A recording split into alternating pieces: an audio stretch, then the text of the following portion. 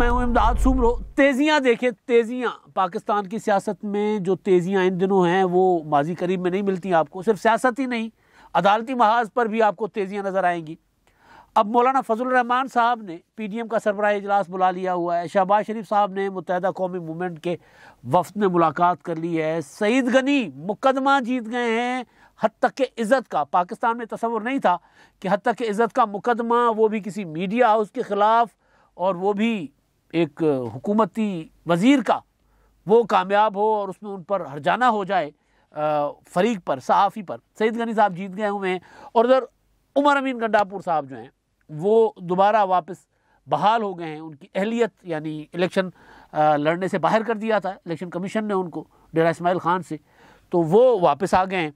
तो ये 3-4 सब्जेक्ट हैं, ये तेज़ियों पर हैं। तेज़ियाँ, तहरीक अदम एतमाद, मुत्तहिदा कौमी मूवमेंट जो है, जो हुकूमत की इत्तेहादी है, उन्होंने तहरीक अदम एतमाद का मामला बिल्कुल इसी तरह अपनी पार्टी की इजलास में मुशावरत के लिए रख लिया है पास, जिस तरह PDM ने रख लिया है पास। PDM मौलाना फजलुर रहमान साहब ने 11 फरवरी को इजलास बुला लिया है सरबराही। ये इजलास वर्चुअल होगा, वीडियो लिंक पर ये इजलास होगा।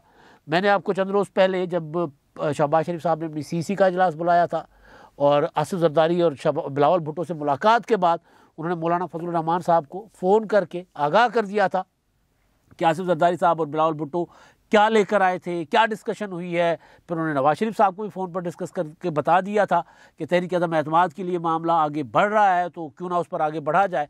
तो उस पर फिर मामला PDM में रखने की तजवीज़ पर जो है इत्तफाक हुआ था तीनों में। तो जिसके लिए मौलाना फजलुर रहमान साहब ने सरबराह इजलास की तारीख़ देनी थी, और वो तारीख़ मौलाना साहब ने इसीलिए मौलाना साहब ने देनी थी क्योंकि मौलाना साहब के पास अपनी मसरूफियात इतनी थी कि वो तारीख़ दे नहीं पा रहे थे। मैंने गुजारिश की थी कि 11, मैंने डायरी पकड़ ली ना मौलाना फजलुर रहमान साहब की, उनके जो सेक्रेटरी के पास उनकी डायरी होती है। मैंने कहा ज़रा खोलो तो सही, दिखाओ तो सही कौन सी तारीख़ अवेलेबल है भाई, नाज़रीन को बताना है, लोगों को बताना है कितना बड़ा मामला आगे बढ़ रहा है। और फिर अपना मुस्लिम लीग नून ने अपनी CC का इजलास भी बुला लिया है, वो हो गया जो कल हुआ था, और मुलाकातों में तेज़ी आ गई है। तो असल जगह जहाँ पर ये फ़ैसला होगा तो बात आगे बढ़ेगी, तो वो इजलास यानी PDM, तो उसका इजलास भी तो पता चले वो कब हो रहा है।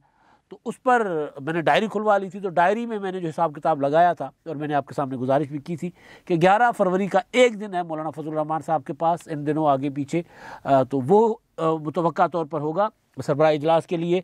तो वही हुआ, मौलाना साहब ने आज ऐलान कर दिया हुआ है 11 का। आज शहबाज शरीफ साहब से भी उनकी बात हुई है और 11 फरवरी को सरबराही इजलास होगा। तो मौलाना फजलुर रहमान साहब की क़यादत में मुत्तहिदा अपना PDM के सरबराही इजलास में तहरीक अदम एतमाद का ऑप्शन, उसमें आसिफ जरदारी साहब और बिलावल की मुलाकात, उस पर शहबाज शरीफ साहब ब्रीफिंग देंगे।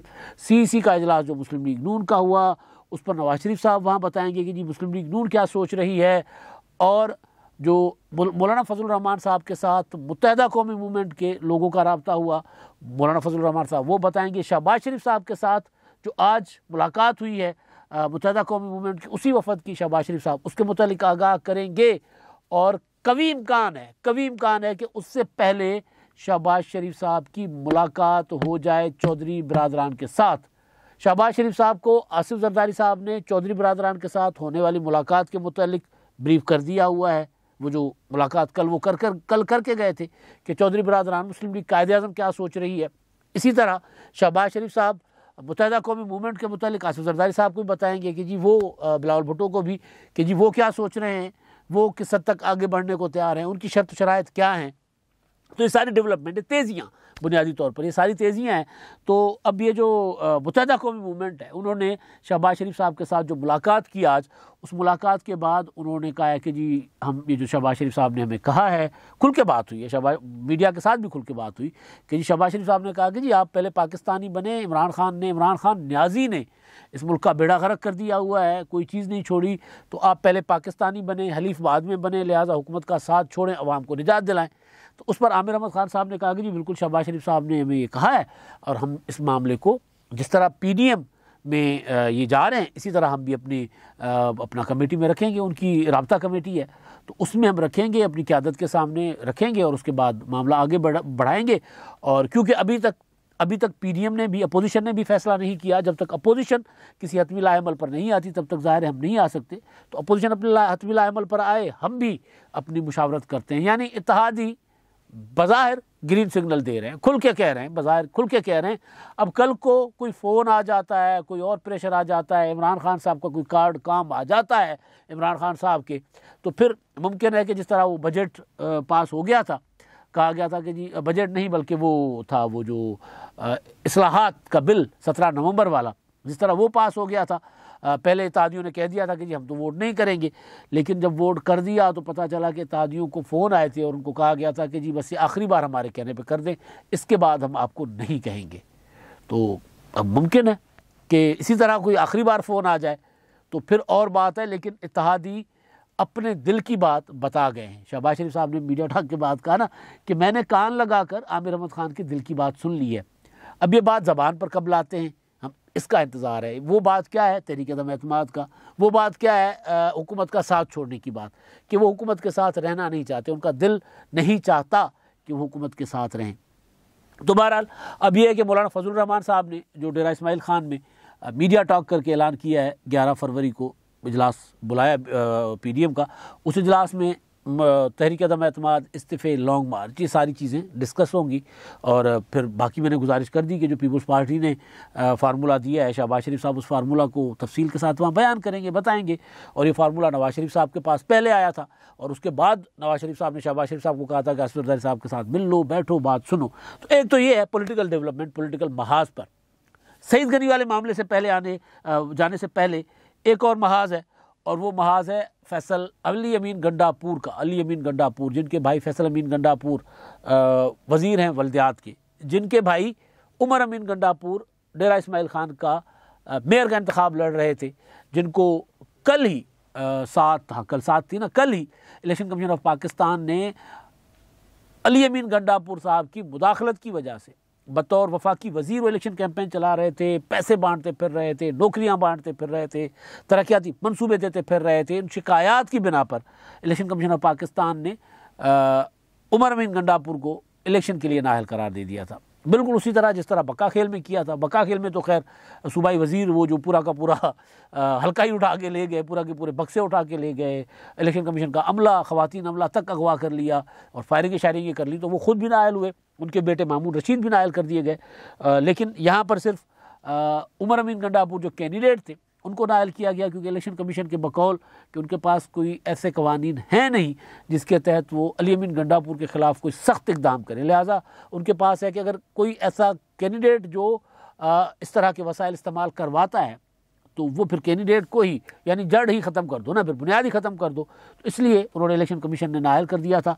लेकिन अब वो इस्लामाबाद हाई कोर्ट में गए थे, इस्लामाबाद हाई कोर्ट ने उनको रिलीफ दे दिया है, वो फैसला मुअत्तल हो गया। उनको कहा गया कि आप इलेक्शन लड़े, इलेक्शन है 13 फरवरी को। मौलाना फजल रहमान साहब उसी हल्के में थे, वहीं पर थे जहाँ पर उन्होंने मीडिया टॉक करके ऐलान किया था कि जी 11 फरवरी को इजलास होगा। उससे पहले मौलाना साहब की नवाज शरीफ साहब से भी बात हुई, नवाज शरीफ साहब से भी रब्ता हुआ, और मौलाना साहब ने शहबाज शरीफ साहब से मैंने पहले बताया तफसीली बातचीत की है। तो एक तो ये कहानी है, और दूसरी कहानी ये मेरे सामने पड़ी हुई है, ये कहानी है सईद गनी साहब की।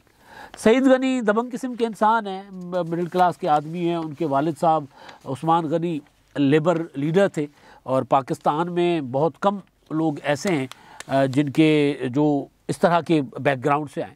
तो सईद गनी साहब यानी जिनकी सियासत जो है बुनियादी बिल्कुल क्या कहते हैं ग्रास रूट से जो पॉलिटिक्स करके आए। तो सईद गनी साहब के वालिद भी वो मेरा ख्याल है नवाज शरीफ साहब का ज़माना था, तो उस दौर में प्राइवेटाइजेशन हो रही थी बैंकों की, तो प्राइवेटाइजेशन के ख़िलाफ़ उन्होंने एक तहरीक शुरू कर रखी थी। तो उस दौरान वो कत्ल हो गए थे उस्मान गनी साहब।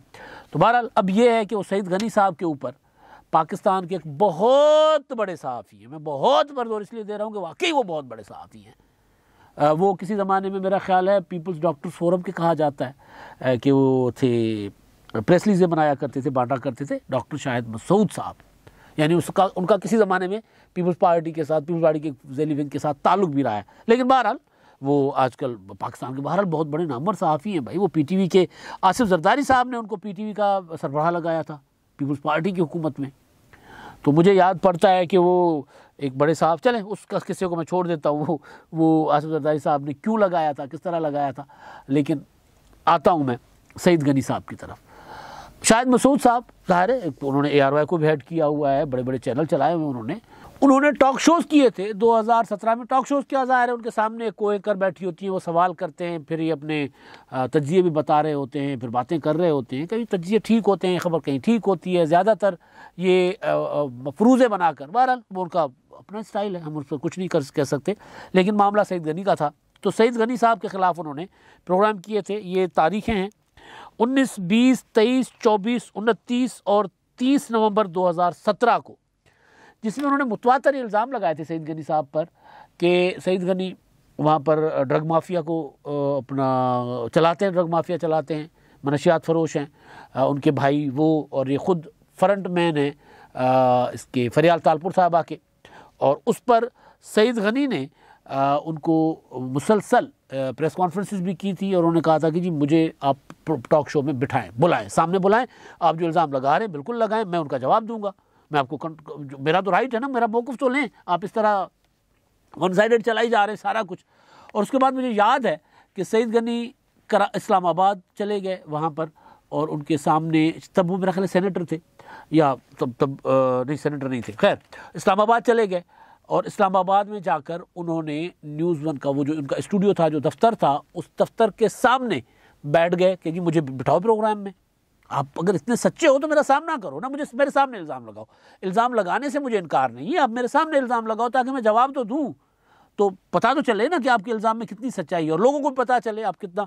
उन्होंने बजाय इसके कि सईद गनी को बुलाने के, पुलिस बुला के इल्ज़ाम लगाया कि जी सईद गनी जो हमला करने आ गए थे, तो उन्होंने फिर सईद गनी ने 2 उनके ऊपर मुकदमात किए थे। एक प्राइवेट कंप्लेंट की थी फौजदारी के उसमें, और दूसरा उन्होंने हत्या की इज़्ज़त का दावा किया था। प्राइवेट कंप्लेंट पर, जो सईद गनी की प्राइवेट कंप्लेंट थी, उस पर वारंट नाकाबिल ज़मानत गिरफ्तारी वारंट जारी हुए हैं डॉक्टर शाहिद मसूद साहब के। और जो हत्या की इज़्ज़त का दावा था, उस पर ना सिर्फ डॉक्टर शाहिद मसूद बल्कि वो टीवी चैनल जो न्यूज़ 1 है उसमें प्रोड्यूसर, उसके मतलब जो ओनर है, सबको 1 करोड़ रुपए का हर्जाने का अदालत ने हुक्म जारी किया है कि जो हर्जाना अदा करेंगे। अब ये तेज़ी है, ये अगेन एक तेज़ी है, क्योंकि वो उमर अमीन गंडापुर वाले मामले में भी तेज़ी थी। पहली पेशी पर उनको उनकी वापस इलेक्शन का मिल गया राइट, और मिलना भी चाहिए क्योंकि इलेक्शन बहुत करीब है। या तो नहीं मिलना चाहिए था, मिलना चाहिए था तो बिल्कुल मिलना चाहिए था फौरी, या ना मिलता।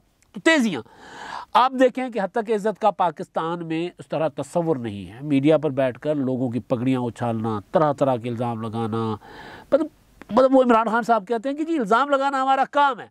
आप देखें कि ARY जो चैनल है, उनको बरतानिया में उनके ख़िलाफ़ जितने मुकदमात हुए हत्या की इज़्ज़त के, या उनके ख़िलाफ़ जितना भी फाइल हुए हैं, सूट फाइल हुए हैं, सब में वो उनको जुर्माने हुए हैं, वो हारे ही हैं मुकदमात। पाकिस्तान में इसका तस्वुर नहीं था। सईद गनी ने एक मिसाल कायम की है कि भाई अगर आपके ऊपर कोई बड़ा इल्ज़ाम लगाता है तो आप परसू करें ना, ताकि कम अज़ कम हमारे जैसे सहाफ़ी सुधरें कि भाई आप इल्ज़ाम लगाने से पहले कोई सबूत तो सामने रखें। तो वो सबूत कोई नहीं था, तो ज़ाहिर इसी वजह से उनको जुर्माना अपना हर्जाना हो गया 1 करोड़ का। अब देखिए इमरान खान साहब ने ख्वाजा वज़ीर आज़म है ख्वाजा आसिफ के ख़िलाफ़ एक फ़ाइल किया हुआ सूट। वो जो ख्वाजा आसिफ साहब ने धरनों के दौरान इल्ज़ाम लगाया था कि इमरान खान जो हैं उन्होंने शौकत खानम का जो किया हुआ था, शौकत खानम का पैसा जो है जुआ में हारा हुआ था। फिर शहबाज शरीफ ने इमरान खान साहब पर किया हुआ है, उसको भी पता नहीं कितना अरसा हो गया, वो भी 2014 के धरनों की से ही पैदा हुआ था, जिसमें इमरान खान ने कहा था कि जी शहबाज शरीफ ने उनको 10 अरब रुपए की पेशकश की थी कि धरना ख़त्म करो। उस पर शहबाज शरीफ ने इमरान खान पर हत्या की इज़्ज़त का दावा किया हुआ है, उसका कोई फैसला नहीं हो रहा। इफ्तिखार चौधरी ने इमरान खान साहब पर किया हुआ है, साबिक चीफ जस्टिस हैं, वो भी मेरा ख्याल है 8-9 साल चल रहा है मामला। तो ये मतलब अब आजकल ज़रा निज़ाम में कुछ तेज़ी है, और मैंने मतलब ये जो इलेक्शन कमीशन भी तेज़ियाँ दिखा रहा है। इलेक्शन कमीशन ने एक तो इनका 2 बंदे नाअहल कर दिए, तो मैंने गुजारिश की थी कि ये जो मामला है इलेक्शन कमीशन में पड़ा हुआ है, वो फॉरेन फंडिंग केस भी, तो कहीं ये तेज़ियाँ उधर ही ना चली जाएं और अपोजिशन को तहरीक अदम एतमाद लाने की ज़रूरत ही ना पड़े। अब तक के लिए इतना ही। अल्लाह हाफ़िज़।